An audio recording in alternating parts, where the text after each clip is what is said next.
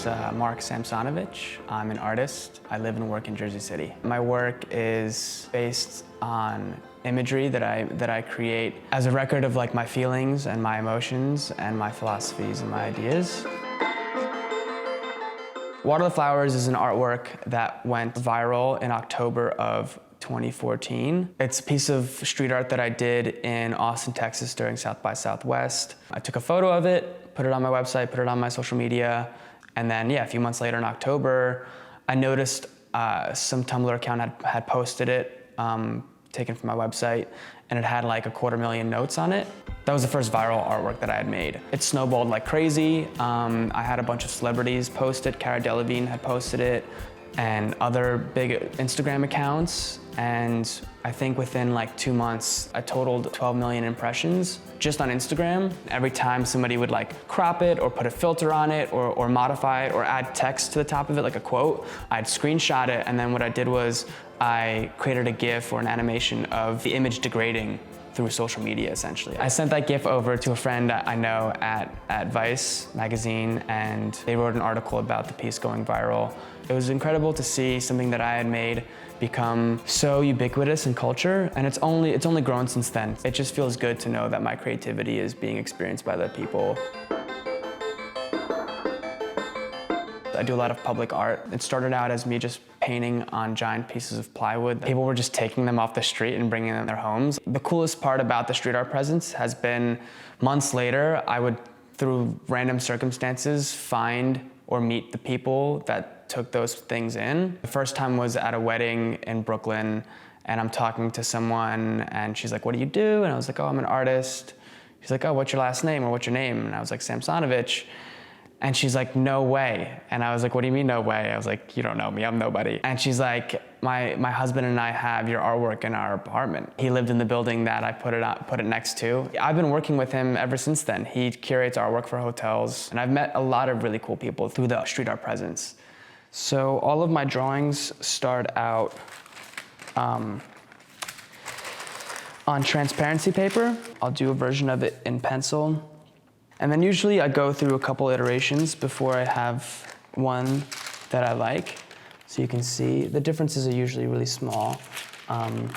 But all of these are done with pen and ink, which is old school, this kind of thing. And pencils and pens are great because you have a really consistent point and you can run as long as you'd like.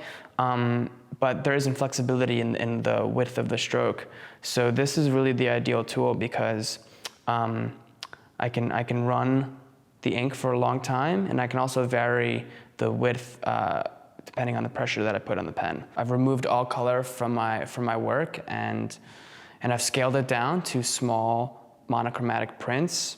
I hope that they paint a portrait of who I am as a person. I spent a lot of time thinking about like what the evolution of this series is gonna be like. I build everything in my studio. I've always been very hands-on with everything, and I've never really found a way to like merge or marry both of those passions of like creating imagery and construction or architecture.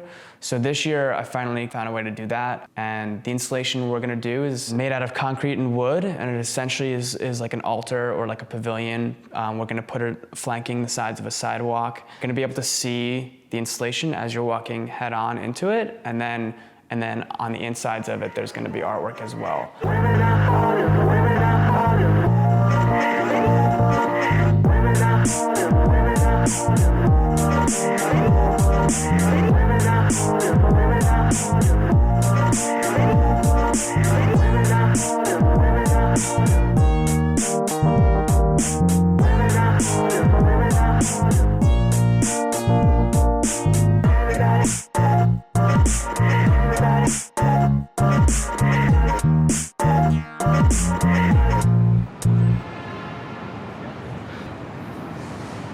I forgot the two painted parts of the installation. What?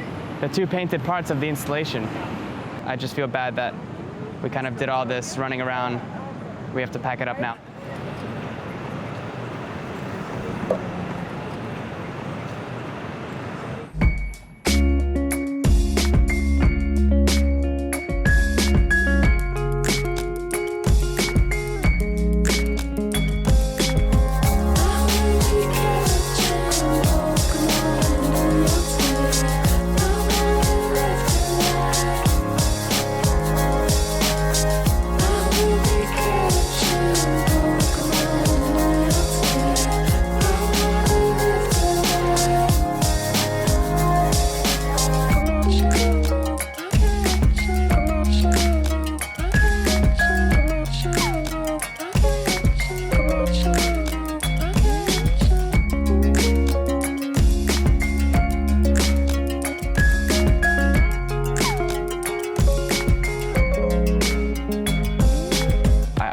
love the spontaneity of street art and of public art. And I want to provide those kinds of experiences where you're in New York and you're just walking and you're doing the same walk you do every day, or maybe you're just exploring an area that you've never seen before and you come across something that isn't supposed to be there but is in some way fascinating. I've always loved the idea of contributing some sort of feeling to New York City.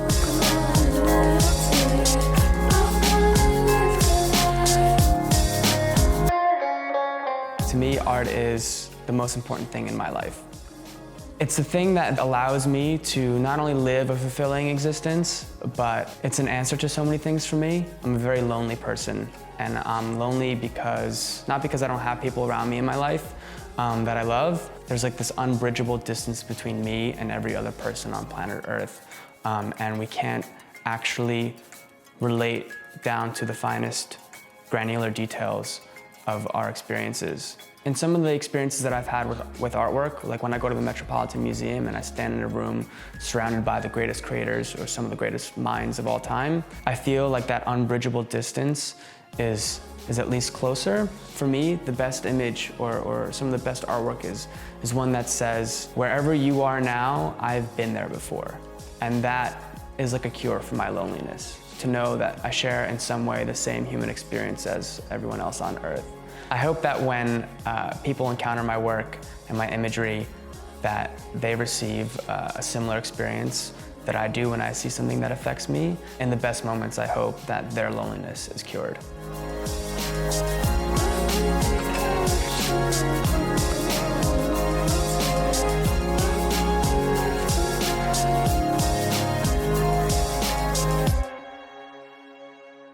Hey guys, it is Sarah. I hope you enjoyed this episode of Creative Spaces TV. If you did, give it a big thumbs up for me, and hit that subscribe button down below if you have not yet. I do make these Creative Spaces TV episodes, but I also vlog and do other things as well, so do not be shy on the YouTubes. Thank you again so much for watching. I will see you in the next vlog on Friday. Until next time, stay peachy. Okay, bye.